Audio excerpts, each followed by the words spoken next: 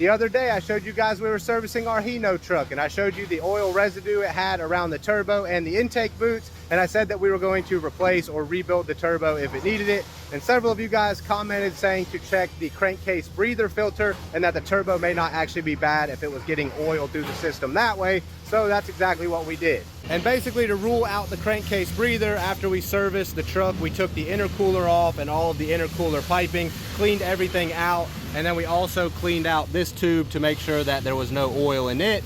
And then we reconnected everything, and I drove the truck for about 2 hours today. And then when we got it back here, we pulled it back apart and checked in this tube, and there is little to no oil residue in there at all. But then when I pulled the breather boot or the intercooler boot off, you can see going down towards the turbo, it is completely full of oil again, and it started to go back into the intercooler. So unfortunately, I can confidently say that we've got a turbo problem and it's gonna have to come off. We did also change the crankcase breather filter, but while we were testing it, we left this old one in there just to leave the conditions the same to see if that's where the oil was coming from. So it has a new filter now. The truck is freshly serviced, it just needs to be washed. But before we do that, we're gonna go ahead and pull that turbo off and send it to be rebuilt. But I definitely appreciate the tips, because if the turbo was not bad and it was just that crankcase breather, that would have been a bummer to pull the turbo off and spend a bunch of money to replace it, even though it didn't need to be. But in this case, I definitely think it's the turbo.